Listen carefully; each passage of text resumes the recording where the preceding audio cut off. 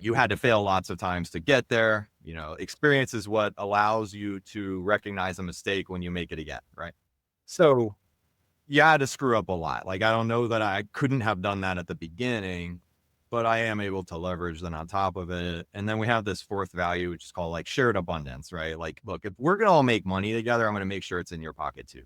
That's been the formula. So I think, 20 some odd years later, it's finally hidden. So David Ledgerwood, thank you so much for joining me on Podcast Junkies. Harry, I am definitely a junkie. It's good to be here. And maybe not in the full sense of the word, but podcast, yes, absolutely. So I was going to give an attempt at mentioning your revenue specialties with B2B companies, but then I realized it's probably better for you to summarize it for the listeners. So when folks ask you what you do, how do you answer that question? Yeah, I say that I own several different companies that I run, and all of them are related to B2B services. So that's going to be consulting agencies and professional services. My area of focus is in the full revenue function. So sometimes I'm just the sales guy. Many times I'm the strategy guy. I've had to wear a lot of different hats for each of the functions in the business. So, I am a serial entrepreneur. I think I'm running on number 17 now. I like to say, some singles, some doubles, maybe a triple, no home runs yet, and quite a few strikeouts and hit by pitches. So currently I'm the owner and managing partner of 3 different companies: Ad10, Rig, and Listen Network. Okay. 2 of them deeply involved in the podcast space, and the third one just likes making money for everybody involved. That's good. We'll get into the specifics of how those got started because I love origin stories. But when I was looking at your LinkedIn, I noticed that it looks like you got your start in programming. Is that right? Mm-hmm. Yeah, I was, I don't know. I came out of school in like 99. Yeah. So anybody that's now old enough to remember that, it was just hot, man. Coming out of college in 99, everybody wanted to hire you. They were going to turn you into a coder. When it was the internet boom, boom. Y2K. Yeah. I mean, it was just like, looking back, it was pretty ridiculous, but it was the start of a really cool, sort of web revolution and different things like that. And yeah, I knew how to code. I loved doing computer science. It was my minor. Really enjoyed being a coder. I think I would still enjoy being a coder. It just, I moved sort of to the business side. And I wrote bash scripts, which, you got to be a super, super nerd to even know what that is. Yeah. But I just got good at it, and people kept hiring me to do that for a few years. That's awesome. I dabbled in it. My dad was into computers, so he got me in. My first computer was at like Texas Instruments, Tandy 1000.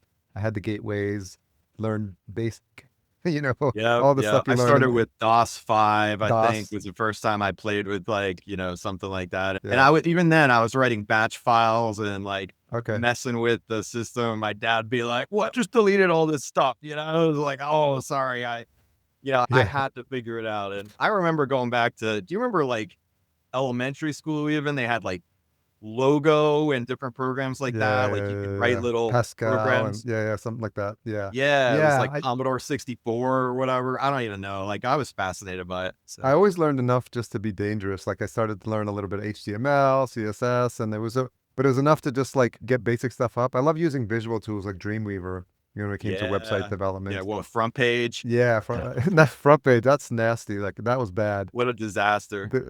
I think I launched my first HTML in 97. I was even behind, but it was I hung out with the Linux nerds who, were obsessed with could we run Linux on a floppy disk, and, had Windows 95 beta. So I was always just a nerd, with bulletin boards and dial up and, the whole thing. So.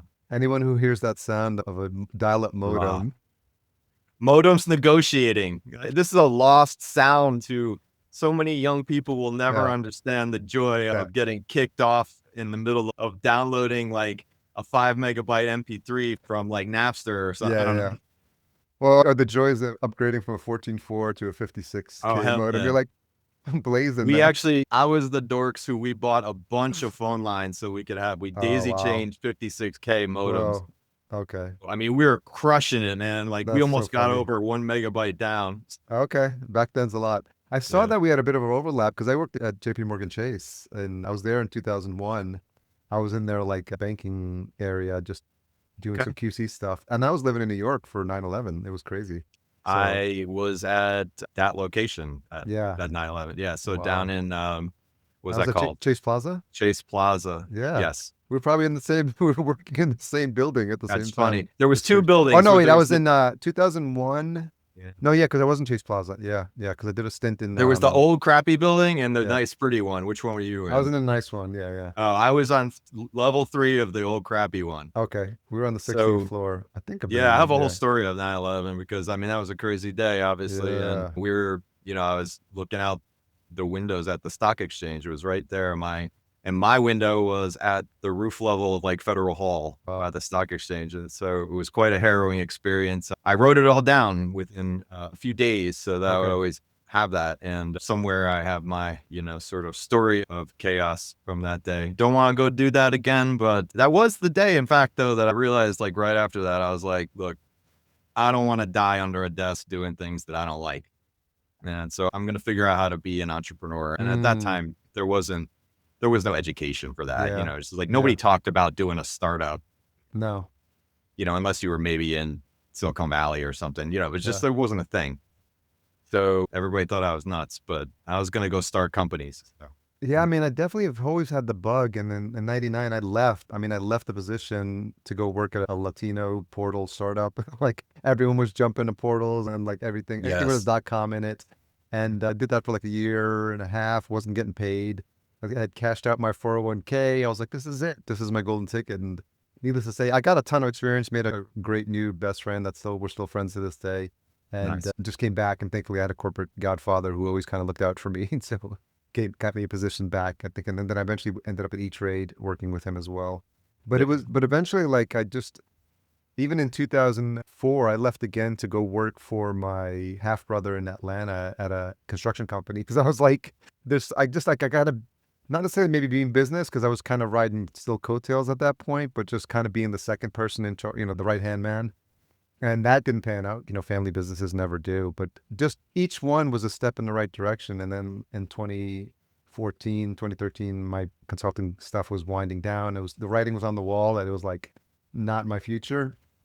And I just went to go learn how to podcast. I went to a podcast conference Nice. in New Media Expo in Las Vegas in 2014. Yeah. My first podcast adventure, my more technical friend, like we had started, I think in about 2001, we started like a website development and hosting company where Okay.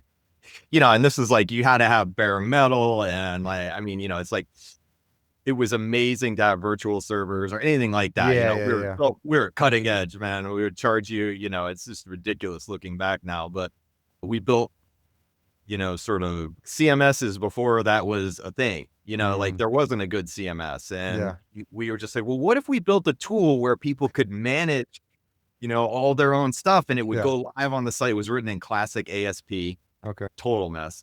But Sort of like around, WordPress. what, gosh, not even, when did Word even come out? I don't know if we were like ahead of the curve or what, Yeah. we're just crazy probably. But then what was the point of that? Oh yeah. So this guy was like, he was more technical than me, still my best friend to this day. But he's like, there's this thing called podcasting and you can use RSS with audio. Yeah. And there was no infrastructure. So we were recording, we made a podcast. I use that term loosely, where we would just do phone calls and Skype calls Yeah. and we would record it. And then he would hand code the RSS so that people could go get it. So this is like, yeah, 2001 ish. And then Wow. 2007, we were doing similar. Thank God this can't see the light of day anymore because I'm sure that was like wildly inappropriate. But my real first adventure in podcasting in the sales world was I was running sales for a company and I wanted to have more conversations with my target market. Yeah. And Yeah. like 2013, 14, Yeah. what we all now know as ABM podcasting or like, duh, make a show and talk to your IHCP. Like that wasn't really a thing. Yeah. but I did it, and I did millions of dollars of business with people that I should have no business talking to. That's great. And it was just like, wow, that's crazy. And then went on and I kept doing that. And So talk about that experience, because that's really important, and it's still a strategy that works today. And something we talk about with clients is like, have your ideal prospect, like get a as your conversation with them. customer, So as you were putting this together, what was the structure and how much prep did you do to figure out who were the specific decision makers that you needed to have on the show? so at that time, this particular company that I came in as like I'll say like second stage helper founder, I didn't start the company, but it was at the point where it's like, hey, could we grow this thing? We need to actually do sales. And I came in and the target customer was CTOs, VPs of engineering. We were selling basically like freelance developers, very high end, very expensive, at the same time that nearshoring was coming out. And people were like, well, why should I pay you $200 an hour when I can pay, $20 an hour in Yeah, Costa Rica or whatever? sure. And there are reasons, and it's still good reasons to this day, like where, like sort of premium talent is valuable, but it was hard to you couldn't make that argument in outreach. Even at that point, LinkedIn outreach or email, like nobody was going to listen to you, especially like the real deal people we wanted to hire us. What I just came up with this idea is like, what if we used our scalable outreach, but we asked them, will you come be a guest on the podcast? And we made a podcast about, and I was the host, just about the practice of software engineering leadership. Okay. So who wouldn't want to be a guest on that? Like, we're going to feature your quality level of leadership and talk all about the management of how you do great software teams. What types of positions? So it's people who are running and leading software teams in these Yeah, in our organizations. case, it was CTOs, Yeah. CIOs, VPs of engineering, principal Hmm. software engineers, like people like that who led software teams. And shocking, but people actually were like, yeah, I'll talk to you. That Of sounds like a course. great idea. So I Well, you're did. always stroking the ego. And I always said, I remember Yes. sometime I heard a couple of years ago that someone was looking for a position as an engineer. And I was Mhm. like, we were at a barbecue and I was like, you should start a podcast, call it Rockstar Engineers, and then interview the people who do the hiring in these companies where you want to work at. And then, Yes. and I always think about these ideas and just how I mean, it these, became the new coffee meeting. yeah, Like that's yeah, what you yeah. used to do. Like I used to spend all my time, you go around town, have coffee all day with people, Sure, maybe do some business. sure. And I was like, shoot, I can do 3 or 4 of these a day. They're just sales calls. How did Um, you structure the podcast episode slash interview conversation in a way that didn't seem like it was overly salesy, but yeah. made it feel like, you're getting value, both parties are getting value from the conversation. And then how do you segue into like the sale? Do you Yeah, yeah, stop the yeah. recording or did you make it all a part of Well, the conversation? I think beneficially, and this maybe is why I've been successful in sales, is like I actually was just curious. Like I wanted to know about this. So I just nerded out with them. Like who's the most interesting guy at the party is the guy who asks all the questions. And I really did want to know. Like I'm that kind of nerd. Like tell me about this. Like I actually want to know the stuff.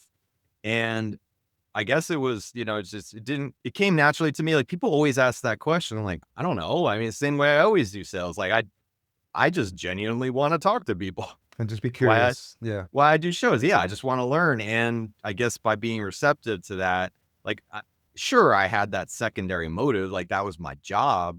But, ultimately, if the recording stopped, and we had the little green room time after, I'd say, man, Harry, that was super cool. Like, I just learned a lot from you, and I really appreciate that. I love those things. You said, hey, no sweat. I didn't call you on here to pitch you, but the kind of culture that you just described and the kind of leadership you just described, that's the kind of people that we want to work with. If there's ever a time that you're looking for augmenting your team, I would love to be on the list.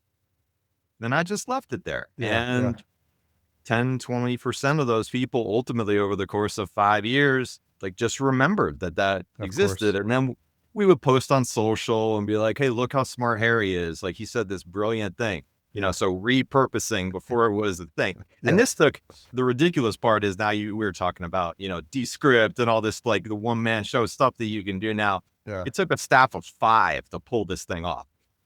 I mean, it was Comes too short. ridiculous. Like, Yeah. and ultimately, and even back then, I had to make the argument like, hey, we're spending a lot of money on this, but I guarantee you this, like, look at the return on investment. Sure. And at that time, it ended up being, we were talking about millions of dollars of revenue. Yeah. So I think I calculated a 5 or 6x return on all the Mm, spend that went into that show. that's great. I love that. And I don't think we would have got those relationships Yeah. otherwise. What else were you going to do? So, No, I mean, there's something about the face to face, and I've discovered it firsthand. A bit, like I said, between my first show, Podcast Junkies, this one, and the Vertical Farming podcast, I've had over 500 conversations.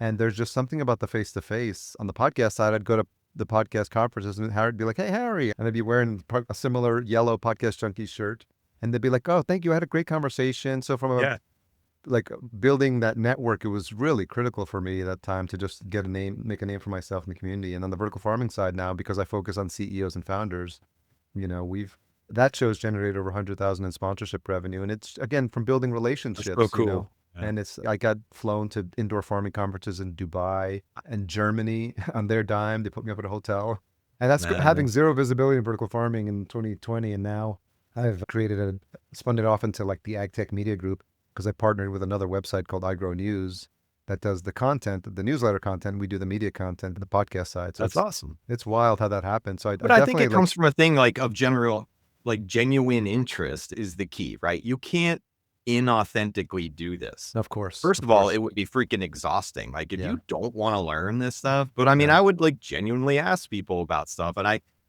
talked to one time, like I can't remember the guy's name now, but it's like principal engineer of Stripe. Oh, okay. And he had just released like the book that I have on my shelf. And he sent me his book and it's like about how we manage software engineering teams for Oh, wow. success. And Yeah, it's just like, I still have that stuff. And I mean, this is what, 10 years ago. And I'm yeah. still in contact with some of those people. It's like, hey, Nick, what's up, dude? That's And awesome. like, he was my guest one time. How You many made an times, like, impression though. That's good. who'd you maybe, but who'd Yeah, you have coffee with 10 years ago? yeah. Like, I don't know. It just was a thing and it stuck. And then we started saying, hey, well, we should make a company that does just this. So I partnered with other guys who had a content agency, but I said, I Mm-hmm. think this is the future. Mm-hmm. And that became a big B2B podcasting agency that we did millions of dollars of That's sales. And Content Allies. yeah. Yeah. So Jake Jorgovan, Jake had owned the company that did the outreach that powered me getting guests. Okay. And he was doing a thing, which was, again, now a lot of people do this. It's like, go interview executives, not for a podcast, but just interview them in Yeah. order to drag out thought leadership content. Yeah. Yeah.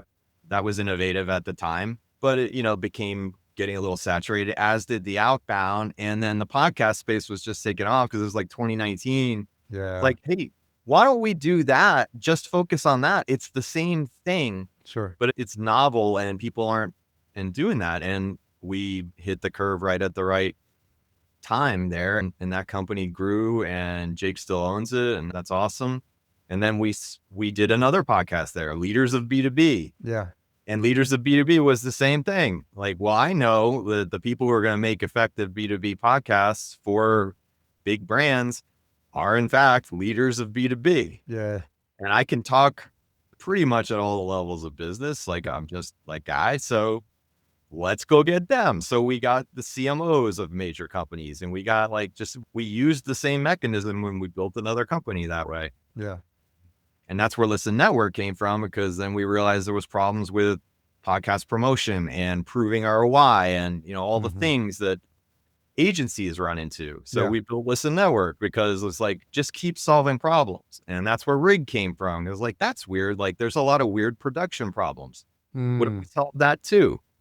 And So just, talk about, let's go through them one at a time. sure. So talk about Listen Network, like what's the business model there and who do you help and who So do you Listen serve? Network primarily serves podcast agencies. Okay. And I discovered running sales for a podcast agency that there's a critical problem with getting a podcast funded from a business endeavor.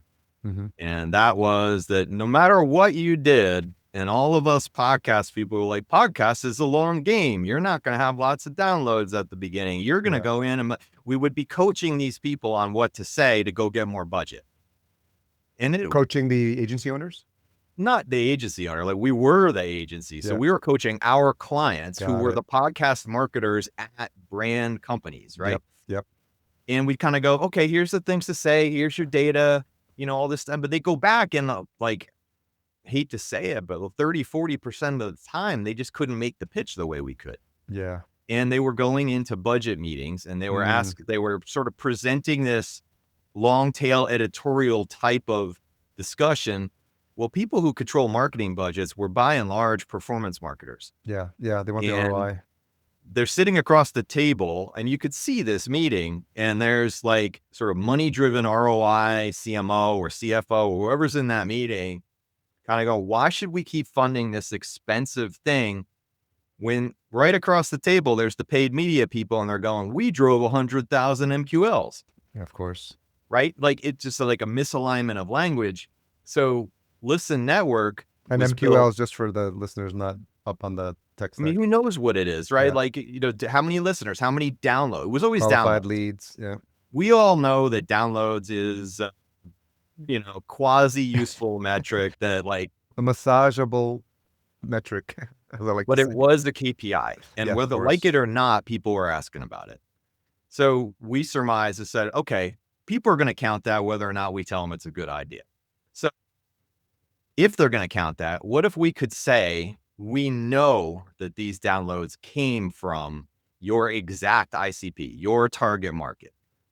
And if we can do that, we can use paid media to make that number go up and the targeting capabilities of paid media to say, we know it came from your target market. If we built the middle piece that would connect ad network to download. So we set out and we did that. And then we can use all that business intelligence and draw, and now with AI, it's even better because we can draw strategic insights and editorial guidance from the data and saying, this is what the targeted audience is doing when they interact with your show. So we can now say time of day, gender, contextual alignment, intent signals, job titles, firmographics, like all these things that ad networks have, we can directly connect that and annotate that download. And we can do that for agencies, white label. So the agency can say, we drove exactly this many downloads to your exact target market. And here's all this amazing data out of it. And what happened when we did this, we did it internally and before we spun the company out. So it's independent now, but we did it first with our own money on our own clients. And it drove 40% better retention. Podcasts were not churning because they weren't getting canceled. We kept our clients. And because of the way we built the business model, the agency made more money. Yeah, that's great. And so all that exists now for consumption by and to power other agencies, because I simply believe that our podcast agency world is still operating as if it's 2022. And what we ought to be doing is being like, how can we be more strategic? How can we be AI data driven first? And sure, we need to drive those metrics. We get it. Let's do that. But people aren't doing podcasts as a hobby. They're doing it as a business driving mechanism. We need to hook into the broader strategic alignment of marketing. And that's what this does. So it's been fun. Like I get to say podcasting matters in a way that it didn't before. So. And when you work with these types of shows or these types of agencies, what type of shows are they producing? Is it a lot of B2B type stuff where they're Could be anything. Could be anything. We have comedy. We have, because it doesn't matter, right? Like I can drive audience awareness of your thing and tell you important data about that audience that will help you do other strategic marketing stuff. And so for anyone looking or companies looking to get involved at this level, is there like a minimum spend to make it viable because of the work you have to do with paid marketing or anything like that? Yeah, pretty low though. What we have found is that we do paid media campaigns 1-to-1 on episode, right? So what you would say is, I want X number of downloads per episode to target Z, right? And the minimum that we can get that to work because of the thresholds necessary to actually get a campaign to do anything is 250 downloads. Okay. And we can't make it cost effective unless an agency spends at least $1,000 at a time. Okay. So it's not too bad. So but if it's a weekly show, could they do it's like 250 downloads per episode is the smallest that we can do. And if it's a weekly show and you did that for a month, is that the 1,000 spend right there? That could be So at volume, Yeah. agencies buy an agency rate. They can sell to their clients on a larger rate. Yeah. Okay. So at that volume, I can get it down to certain networks. We can get it down to about $1 per download for the agency. And it goes up to, in other contexts, like $5 per download. Greater targeting, more expensive marketing. They just, whatever the agency gets, we make sure that there's room for the agency to mark that up. Yeah. And then we had a brief discussion about this last time we chatted, but talk a little bit about the difference between what we're seeing on the audio side, IAB and all that sort of stuff, and then what people are looking for, expecting on the YouTube side. Yeah, YouTube is a little different beast, obviously lots of migration too. So I believe, a podcast is a conversation that you can consume however you want. Like the delivery mechanism or channel of that, you ought to be exploiting whatever distribution you can to meet the customer where they are. And YouTube operates based on a little bit more of I'm not going to say vanity metric, but different behaviors, right? So we can do it on YouTube. And there's two things you care about there. It's like how many views does each video have and how many subscribers does the channel have? Yeah. So my recommendation strategically would be there. If you're going to put paid behind YouTube, and I know all the YouTube experts are like, oh, don't do that. It'll drive down your watch time and whatever. Like there's all kinds of strategic stuff around there. Sure. But bottom line, like particularly in a B2B show, you're going to want to pay to get attention to that thing because otherwise no one will care. The metrics matter. Yeah. So if you want more subscribers in aggregate for your channel, we could do per subscriber. Yeah. And I recommend that people put a little bit of money sometimes behind driving views, at least to level out the view thing there. Again, all the YouTube experts are going to be like, dude, that sucks. Like your watch time is going to go down and, it's going to kill your organic and all these things. Like, I get it. Like, believe me, the simplistic version of this is what I can tell you is particularly in a B2B world, people want to do some paid and they want to spend some money to get views up so they don't look like 6 people watched this. Of course. Right. So that's what tends to happen there. So you got downloads on the audio side, you got subscribers on the video side and views on the video side.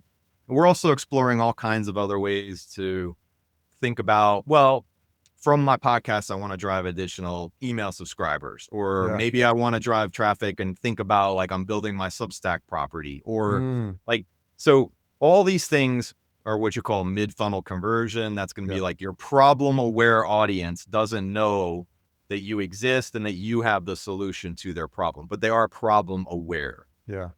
So we need to try to reach the problem-aware person and provide them with your expertise and solution. So that's the same type of thing you might think of, like register for a webinar, subscribe to an email list, download a white paper, whatever thing, right? Like we're thinking of it like when we call it listen network, it's like, who's listening to me?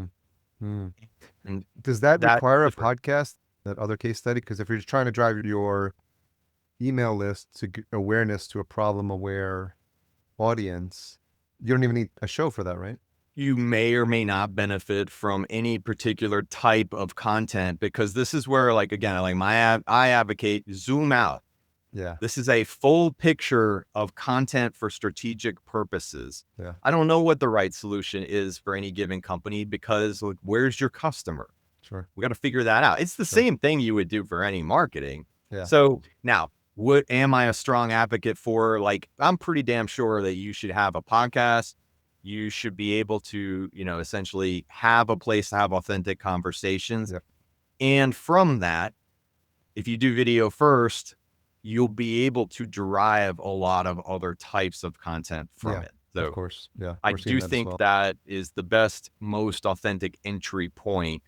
And let's face it, like as AI moves up the stack, the only thing we're ever going to have left is this type of conversation where it's like, sure, I could have produced this conversation. I mean, like what are we, like a year away from like, like Avatar of Harry and Avatar of Ledge, God help them. Like, why would anybody make an avatar look like me? But, Yeah, I think at that point, then you're still at the point of like humans crave connection and of course. authenticity. Yeah. So sure, you can generate a bunch of content, but that's the same thing that people started doing with like, oh, just publish 2,000 white paper. Like nobody cares. Nobody cares. Nobody thinks about the world in terms of white paper or MQL or Yeah. any of these marketing buckets that we've applied to it. They care about like authentic, integral relationships. And it's going to be hard to argue that podcasting still isn't the best way to do that. Yeah. Unless we move back to all in-person events, which is fine. Do that too. Like, Sure. I think why meaningfully or intentionally exclude part of the pie, my intention would be like, how do we remove the friction to producing all those pieces and make them work strategically in concert? That makes so much sense. And I think there's this pushback and this craving for the analog world. I was going up north, driving with my partner, and I saw a billboard caught my eye. It was Polaroid. Coming back with the Polaroid, like physical, like a picture coming out of the camera. They're like, return to analog. I think that was the tagline. I was like, wow. And I grew up DJing. I mean, in my office here, I've got my turntables with my vinyl collection. So there's something lovely about the tactical feel for all this. And it's the same thing with these conversations. Like you want to know, it's almost like this podcast is human certified or whatever it's going to be labeled. Right. I think you're completely right. It's like, what's going to be left when we flood the zone with like AI crap? Which is Now, already like, happening. Yeah. I'm not against using tools that help you distribute better or Sure. create better or, so like the conversations now that people are having about AI, it's like, hey, this is about like providing maximum context. Yeah. So like, I don't know, like fun things. Like I took a chat log export of like 10 years of me talking to my friends. Wow. That like this group from college. Yeah. And I found this paper about like academic paper about how you could analyze the quality of relationships from text chat interactions. Wow. And I fed all the stuff to ChatGPT. And I was like, make me a chart essentially of like, I'm just playing with it because I'm like, this is a great example of what like we couldn't do before. Yeah. So then imagine that like it comes out and says, oh, it's interesting how you guys have evolved over the course of whatever. You used to talk about being drunk and like whatever. And now you talk about your kids, it's just stuff like that. Imagine that in a business intelligence context. Yeah. And so, find me the unique, differentiated, or underappreciated insights that came from these 6 interviews, cross-reference that with the transcripts from my 200 sales calls and tell me, am I making the right LinkedIn posts? Like, Oh, wow. there's a level of stuff intelligence-wise that you just simply couldn't do because we all didn't have a supercomputer in our pocket, and now we do. Sure. But contrast that with like, write me a LinkedIn post. Exactly. Right? Like that's dumb. Yeah. Tools are good. Maximum intelligence is good if you use it in the right way. Yeah. When ChatGPT first hit like the mass consciousness, I was like, I had this like, aha, I'm like, the most important skill we need to learn is how to talk to the robots. It's still coding, man. Yeah. Like, have you played with any of the automation stuff? Like, Well, I got into a rabbit hole because I'm creating a new directory called the Potosphere. I've been working on this for like 4 years. I started with no code tools. It was like, I think it was like Airtable, started with Airtable. Then I went to like Webflow. Then I ended up in Bubble because I was working with a co-developer. And then it just sat there on the shelf because I was like, I don't want to learn Bubble.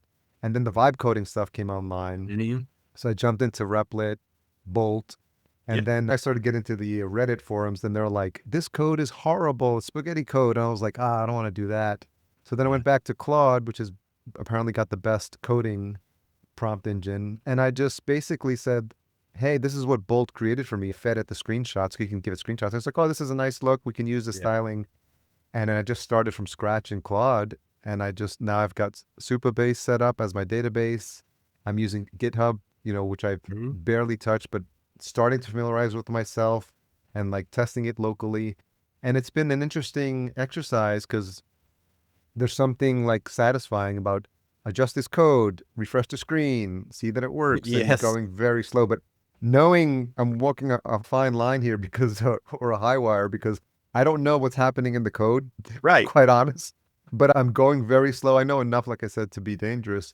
So, I just make sure I save it a lot. And I'm creating like branches on GitHub. So I'm like, this is really good. Let's not break this. And then we'll keep going. So I think in a week or two, I'll send it to you to have a look at. You But still need to know the yeah, stuff. yeah, And yeah. that's what I've discovered, like with this, it's like I know enough, like I can read code still.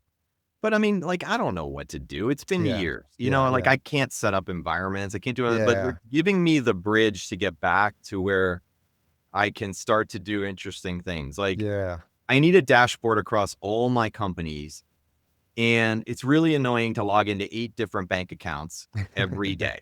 Yeah, Could I get a Google spreadsheet yeah. using AppScript to go out to my bank and get the balance and put it in that cell? Mm, So I set out with like just basic business stuff that I wanted to do. yeah, And it got me pretty close, yeah. but still didn't work. I know. And then I was able to look at the documentation and actually have a chat with the thing. And it goes, I think you're calling the wrong endpoint. Mm. Like, I don't know how to call an endpoint, but I know what an endpoint is. Yeah, And yeah, I can still look at the documentation and I look at the JavaScript example and I look at what it's doing. And I'm like, I think you're missing the prefix from the secure key yeah. or Okay. whatever. Like, so it's a partner that's smarter than me, Yeah. right? Well, I love when That's you going to matter. point out a mistake that it made and it said, "You're absolutely right, Harry. You're Let's fix absolutely that right. I'm right." so glad you found that. I was just testing you, and I'm just like, Very agreeable. but I've gotten into that loop. I'm sure you've done the same thing of like, still doesn't work. Still doesn't Yeah, work. yeah. Oh, you're right. I know exactly what's going to fix it this time. The thing gaslights you. I mean, Yes. it's Yeah, but so crazy, right? I think it used in the right hands because I know what to ask and I'm pushing it to say, I don't think it's supposed to be doing that. Hey, do you think we should do a code review before we move any further? He's like, great idea. Let's If do we that. get this error, what Y- does that mean? Yeah, Okay, let me go find in the yeah, documentation, like, okay, this particular thing, if I look at the example and then I look at that just one little piece, like I can find it, like it's sure. getting me far enough. But I don't understand how anybody could do any of this production wise without at least still knowing your You need domain. some domain expertise and maybe even some basics about what proper coding Right. what a workflow should look like. That you need to understand what's happening in GitHub, and you need to understand that you can create versioning. And just think I learned enough over the years to know that I Right. should be asking these questions. And so I'm just going very slow, but it's I been mean, an I come from interesting. like, I remember back in the day, version control was like, shit, I better save a backup of this because, but I was always the one who's like, look, I'm not going to make changes unless like I'm Yeah, committed to this thing. So I would have working stuff and like absolutely destroy it. yeah. And I'm sitting here for the next 2 days until this works again. Oh my God, yeah, yeah, yeah. So Yeah, I production was always stuff. the idiot that was like, I'm not going to commit this. I mean, there was no commit. It was like, Yeah, I'm not making a backup. you're just hitting save on You're either the in or you're out, brother. yeah, save on that .html file. Yeah, Dot old, yeah. dot hit, dot back. The- it's Then you like, lose track of your backups. yeah, So exactly. tell me about Rig. So Rig approached the same type of thinking around the production idea. And to me, it was like, why am I going to every B2B, whatever website of a business? And invariably, there's a little menu and it says insights or resources or something like that. And under that, it says webinar, podcast, video, Sure, white paper. When I'm sure, like, sure. that's really weird, right? Like, why are we treating our customers that way when, in fact, all those things could be derived from potentially one place? Well, the answer is you couldn't derive it from one place because, like, those marketing names and buckets, webinar, whatever, like, they all came from a different stack and they were created by different people. Sure. So what if you nuked all that and you just said, we know recording a thing is important from a video standpoint. I don't care what you're going to call it. Mm-hmm. What I care about is that a meaningful production session happened Mm-hmm. And I hate this idea that it takes forever to record 2 talking heads and then have raw video of 2 different people and then have an editor spend like 8 hours to go back and fix it and take a couple weeks. And eventually we have an episode, or eventually we have whatever. Yeah. Like, what if you could do that real time? And so I found a partner and we talked about it. And it's just like, we call it real time production. And the idea is that that exact hour that you spent talking to that person, like if it was you and me right now, we wouldn't be in Squadcast, we'd be in Rig. Yeah. And what Rig allows you to do is you go to that URL, there's a virtual producer in there who's running that thing and editing it real time. So it looks amazing. It's like a TV show. Yeah. That session's done. That session can be live streamed if you want. It can be streamed later if you want. Sure. It's an episode. It's a webinar. It produces all the stuff that you ever needed from it. Yeah. And we can do it in less than 72 hours. That's awesome. So I wanted to take the idea out that we're naming all of our content after things that are based on old tech stacks, not based on customers. We wanted to highlight that conversation in the right way, and we wanted to be able to distribute it any way we want. So Rig wants to think about the real-time production sequence now, given all the capabilities that we just simply didn't have 3 years ago. Yeah. Yeah. So agencies are all trying to shoehorn their ways they do things into like AI. I'm just going, well, let's scrap all that because we now have these capabilities and we have the ability to tie together stuff. So we can make real-time video that's like freaking gorgeous, like a TV show, and there's no editing. Yeah. Yeah. And then it's done, and N8N workflows with human assisted, like the whole, it's an assembly line of essentially agents and humans and whatever other things we want to apply to it, but it all moves through the production system like a factory. Yeah. Human or not, which version do you want? Because I can plug and play. And at any point, if there's a new tool that does thing X and it's better than the one that we had, yank it out, Plug it put in. the new tool in. You don't even need to know the difference. Yeah. So That's awesome. remove that entire deal. My idea was, as a consultant for content people or an executive producer or whatever role that is, you always got into the spot where you had to manage a bunch of freelancers or build a production team. And like, nobody wants to be an agency. I don't think at all. I think what they want to do is be consultants and producers, and they want to have all the rest of that crap abstracted from them. Yeah. So that's what Rig does. And so both of those things are essentially back-end providers for other people who want to actually do the thing that they wanted to do and had to deal with all the crap on the way there. Who's an ideal client for Rig? Could be an agency that wants to have us do all the clients for them, you know, so just, you don't need to deal with this anymore, or a lot of like influencer type of, you know, business influencer type. So you got a lot of followers on LinkedIn and you want to have a podcast, but like, that's too much work. Yeah. Or whatever, you know, it's because we can distribute live or recorded, but like a live session. Yeah. And so we can live send whatever you're doing at any point to a video experience on any social network real time. Okay. That's awesome. And so it's streaming, it's post streaming, like it's live, it's not live. It doesn't matter to us. It's a webinar. Yeah. Same thing. We don't care. Which thing do you want to plug into? It's an entire production layer. And then you get your written and your social and your graphics and your clips and all that stuff you never wanted to think about. Yeah. And it's just done, and it's done fast, and you don't have to spend an outrageous amount of time and money managing all the humans. So would an agency owner white label that and then the value add that they're giving to the client is like the consulting and or it's just like, you know, I mean, so true white label, I think is like, you could do it if you want. Sure. Yes, we can support that. I also think that's become a little silly in the sort of collective provider economy. Yeah. Like nobody goes, oh, I desperately want to white label Trello. Right? Like you run your project management on Trello. Cool. Right on. Yeah. Like you're not worried about that. Sure. You run your production on Squadcast. Nobody's like, oh, I'm not using Squadcast because like it's not white label. Yeah. So I think of Rig that way. Okay. You know what I mean? Like, That's good. sure, you want to white label it, fine. We'll disappear. Nobody will Yeah. ever know what's It's just going on. powered by rig, essentially. Yeah. Yeah, exactly. And I think the distinction of white label is more valuable when it's like in listen network land. I'm actually really pretty adamant about that Yeah. because I want to attribute all the work we did to you, agency owner. I Yep. want you to look smart. Yeah.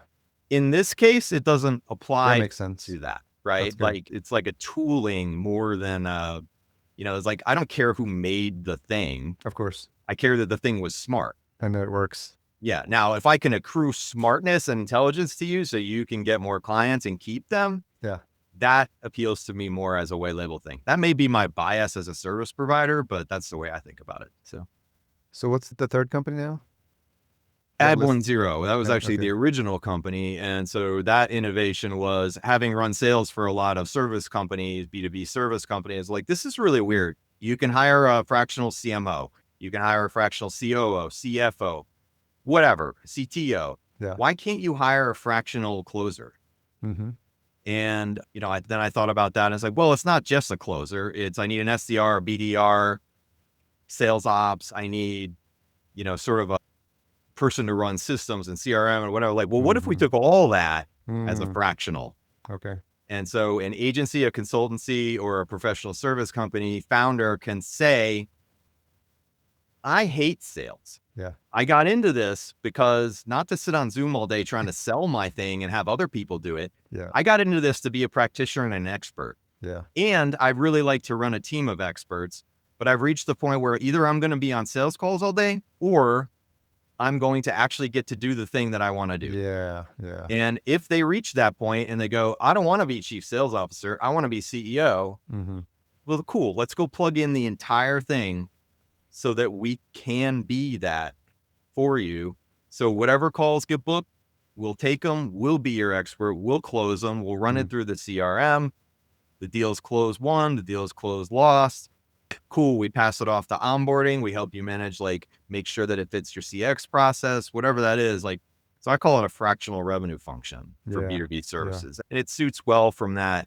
I'm doing 500,000 of revenue to 2, 3, 4, 5 million. Okay. Depending on the type of business. After that, you might be making enough money. Like, hey, I'm happy. If we made you so much money, you can hire a sales team. Yeah, of course. Go do it. Yeah. That's awesome. But that piece was not sustainable. You don't hire people to run. And everybody was doing that. I need to hire a VP of sales. Or I'm never going to get out of sales because I'm the only one that knows it. Sure. So we fixed that. And in nature of doing that, we've made, I think, well over $10 million for our clients. So nice. And so that just comes out as a monthly retainer then for people to engage at that level? It's retainer plus commission and it's scale. Yep. Okay. Retainer lets us do all the things and be there for you and not have other people in our calendar. Yeah. It's buy the airline seat. Now let's use the airline seat. And if we win you stuff, which we will, there's commission on top of that. Okay. Same way you would pay. It's not cheaper. It's just a fractional way to consume the thing that you can't otherwise have. Yeah, because I think a lot of, and I've experienced some of this as well, being the solopreneur and freelance team, it's like in the beginning, you got to do all the things. And it's not just a salesperson because like you said, there's all the moving parts. There's things. There's the lead gen, there's the outreach, there's the booking of the calls, there's the having of the calls, there's the tracking of the calls, there's the CRM, there's the follow through, and it's so many moving parts. It's crazy. And so we have built that. It takes about 5 different roles to execute fully. And we know how to do that all the way through so that we can arrange that sales process to maximize the wins. Does that include the outreach too, like the lead gen?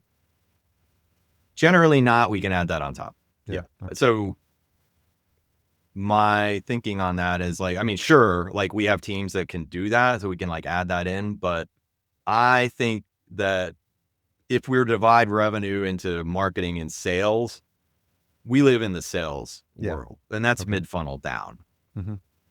Could we assimilate the people that run the rest of it too, but not just at the same price? It's not just basically you just get to go screw up and do whatever you want, and we're just going to bring you money. If I was going to do that, I'm sorry, I'd be the other half too.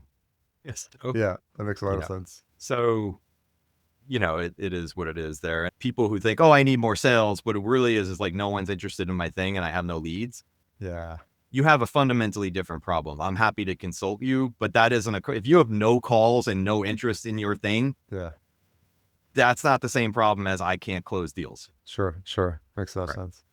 Well, thanks for this wide-ranging conversation. There's been so much, so much I've learned, and that's so interesting to hear what Oh your man, I journey has appreciate been. you having me, man. I don't know if anybody else is going to be like, dude, I just broke people's brains, but yeah, no, it's fun. And How do you manage all this when it comes, because I've got a couple irons in the fire on the podcasting side. I talked about like what I'm doing and the opportunity that came up because of the vertical farming podcast. I've got the ag tech media group now and my small agency, and then I'm trying this directory as well.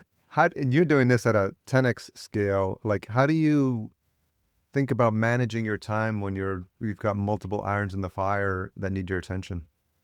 yeah, so I mean, the first thing is like you got to have great business partners. Like I am not by Mhm. myself, right? Yeah. Yeah. So the team matters a lot. And so Hmm. over the time of being a many time entrepreneur, I like to think of us as people collectors, right? Like, Yeah. it's just like my business partner and I have done something together since 2002. Yeah. And so you get that mind reading sort of like, sort of Vulcan brain thing going on or whatever, the mind meld. Yeah. And that helps a lot, and otherwise like it's just ruthless prioritization. So like I'm a revenue first guy. And that's what I think. Like if we're going to do a company, Yeah. everything's about revenue. Yeah. The second thing is like, all right, let's do that in a high integrity way. Mm.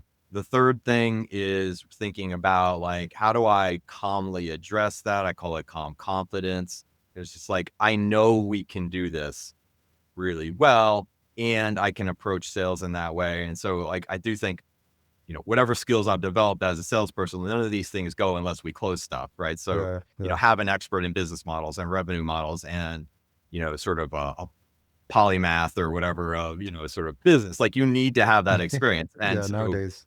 you had to fail lots of times to get there. Experience is what allows you to recognize a mistake when you make it again. Right. So you had to screw up a lot. Like, I don't know that I couldn't have done that at the beginning, but I am able to leverage then on top of it. And then we have this fourth value, which is called like shared abundance, right? Like, look, if we're going to all make money together, I'm going to make sure it's in your pocket too. Yeah. And that's been the formula. So I think, 20 some odd years later, it's finally hitting. Yeah. But, nobody. Yeah, right, right. That's exactly it. I mean, I just look back and laugh at some of the early ones. I'm like, dude, if old me brought me that idea and that team, I'd be like, dude, idiot, get out of my office.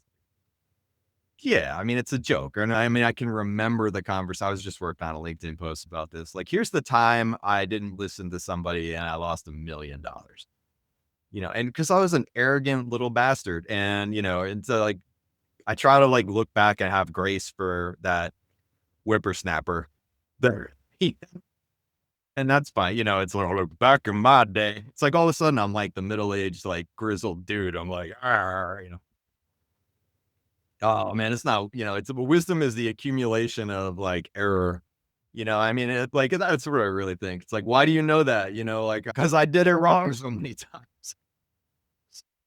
Mm. Something I've changed my mind about, I would say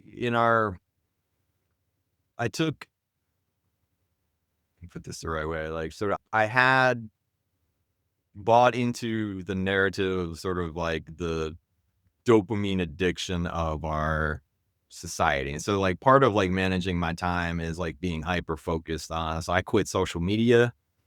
I quit drinking. I focused on was like my kids, my workouts, my business, and I think like it was the idea of like, I used to be deeply wrapped up in like, well, I'm going to argue on Facebook about, things and whatever. And it was like, I removed all that and I lived kind of in the country a little bit. And I was like, I don't have a lot of contact with any of the chaos. And so I think I used to try to do things the hardest way just to create chaos because I liked complexity. My flip has been like, nah, I need to remove everything. So it's like, this is the simplest, most executable version of life. so that I can think about like and leave space for what's important. That's probably the biggest change I've gone through in the last like 2 years. So.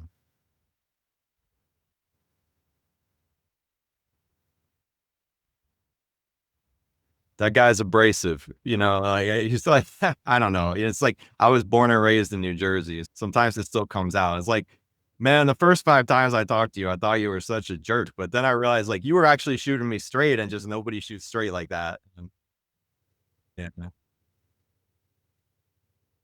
Yeah.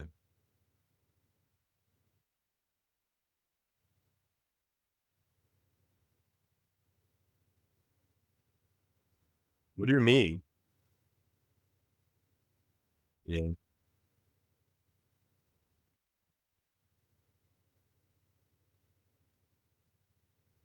Yeah.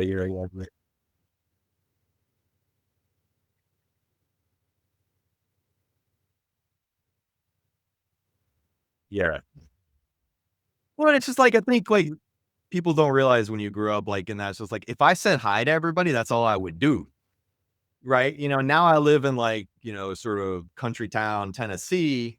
It's like, "How y'all doing?" And instead of like in New York, it's like, "Get out of my face," like, what am I gonna do? Be like, "How you doing? How you doing?" It reminds me of like that, like, what's that old Crocodile Dundee movie? He's trying to say hi to everybody in New York. Like, you just can't, right? And I don't know. Yeah, that's like, it's the shifts over time that I think have made that big difference, but I like exploring those other different cultures, yeah, too, but can be abrasive and direct in a way that I have to learn to be a chameleon sometimes. Like my base instinct to like just get right to the point and be like, tell me your deepest fears, man. And I'm just like, oh, wait. Like I should kind of smooth that out. Yeah.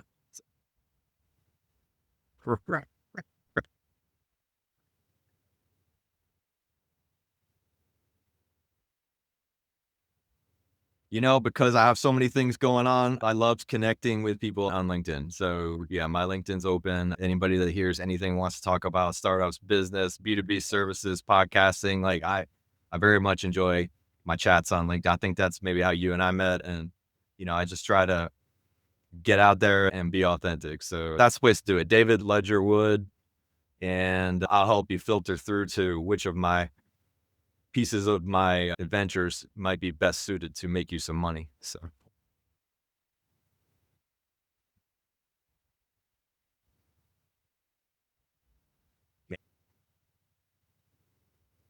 Harry, thanks, man. Appreciate it.